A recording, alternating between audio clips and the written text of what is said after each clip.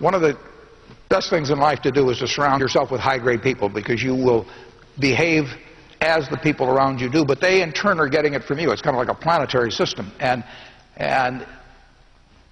you will. I promise you, you will change the world in some way, and my guess is you'll change it very much for the better. But you can't expect to see something dramatic. I mean, it's not one of those Shazam moments or something of the sort. But you by how you're behaving are affecting other people, setting an example for other people. But you will find ways to leave a better world than you entered. One thought I'd have on that is that I think it's very important, as young as possible, to get a broad exposure in this country to people who are less successful and the kind of conditions they're living in and what kinds of things are holding them back. Is education working to tap into people's talents and giving them the equal opportunity we believe in? And then ideally to get in many places in the world where living conditions aren't nearly what they are here in the United States. It's one of these things, when you first learn all of this, it's a little easy to be down because you think, geez, I didn't know it was like that.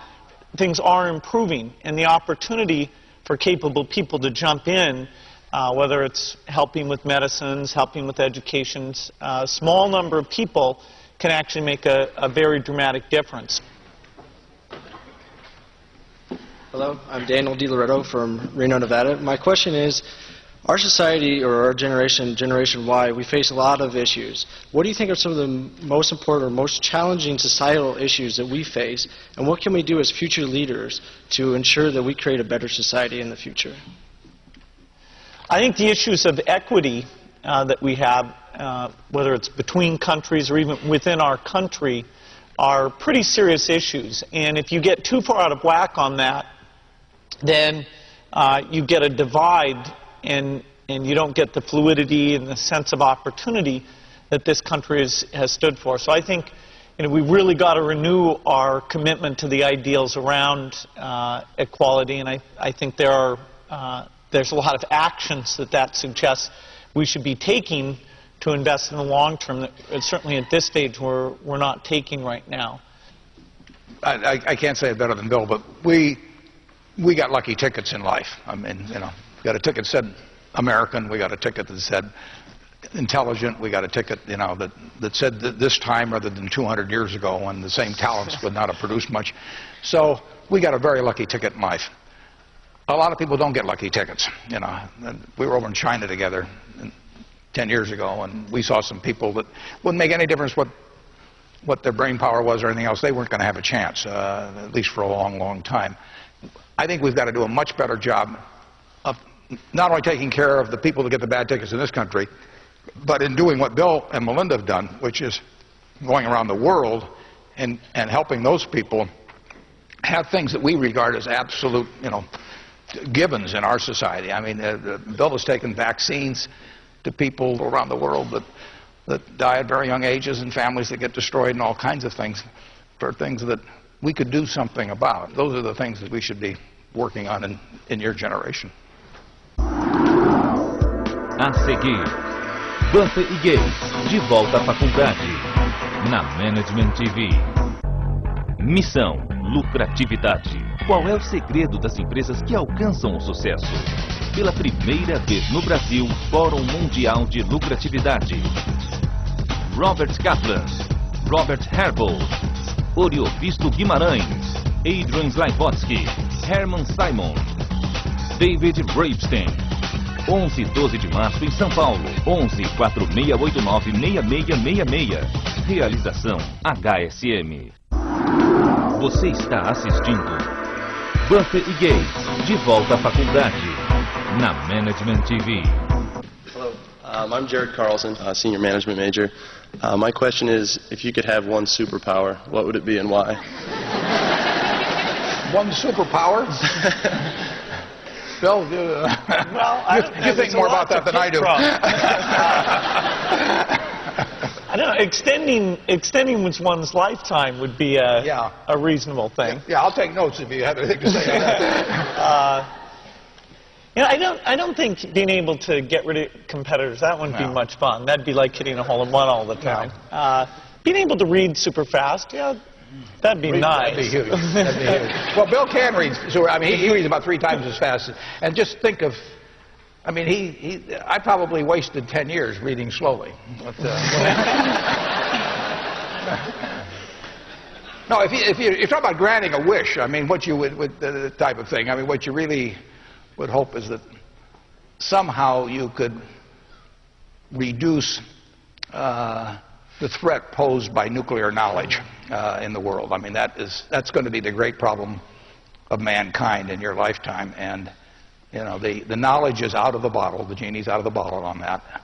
And you have a lot of evil people in the world. And then the question is, how do you prevent intent of evil people coupled with knowledge, which has now gotten more widespread, to interact in a way where huge amounts of damage are done to people throughout the world? And that's, I mean, that, if I could, I think that's the most intelligent thing to work on philanthropically, for example, but I don't know how to do it very well. We do a little, but that's, you know, that would be the wish. But the reason it's just kind of a dream is because the problem is so tough. Hi, my name is Kristen Lovegrove. I'm a senior finance major.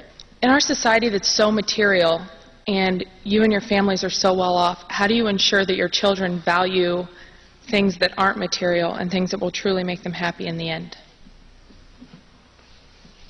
Well, I was a little lucky in that respect, in that my kids didn't think I was rich, and I wasn't rich for a while. I mean, but even after I was, you know, we lived in the same house. There's only one house they've known in their life in terms of a primary home, and they went to public schools in Omaha, and we lived in a neighborhood where, and we still do, where the average income is probably more or less average for Omaha. So they really didn't have that problem. My kids didn't even know what I did. I mean, partly because I couldn't explain it very well, but they did not grow up in a rich environment. Now Bill's situation's different, and just in terms of you know, being a celebrity and all of that sort of thing, and that came late enough with me that it didn't really pose problems for the family. But it has to be it's a significant factor, and I'll turn over to Bill.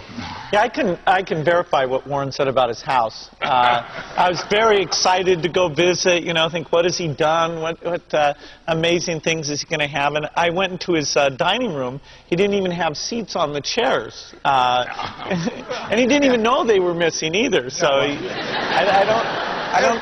There's no hurry on these things, Bill. I mean... I think it is tough, and perhaps particularly so when children grow up and have a very nice house and they think, you know, what are the real limitations? I do think there's some very basic things around giving them an allowance at a young age and sticking to that and having them decide, okay, you want to buy a candy bar today, that means you can't buy one in the future, and start to figure out that there are real limits. I do think we're lucky that our children will get to go to Africa and Asia and see how people live, and even from a young age understand that the United States is statistically an aberration, that the lifestyles we have, we should wish that many decades in the future that the world at large can live in these same ways, and you know, hope that people treat them in a normal way and treat them for what they're actually good at. That, you know, would bother me a lot if they were being approached because somebody thought they could influence something. You know, it's an awful thing. Every kid should be evaluated based on who they are and what they're doing. Our kids are rich or are going to be rich by the standards of the world. They don't think they're going to inherit a significant portion of the fortunes of either of us. I mean, 99% of what I have, well, it'll go to philanthropy one way or another, and Bill has the same attitude, basically, that we are not going to turn out some super wealthy kids. They'll be wealthy. I mean, there's no question about that. And, but the idea of dynastic fortunes, you know, I find it turns me off. I don't think it's what America's about. I don't think, if you talk about equality of opportunity in this country and really having everybody with talents having a fair shot at getting the brass ring and all of that, the idea that you that you hand huge positions in society on simply because someone came from the right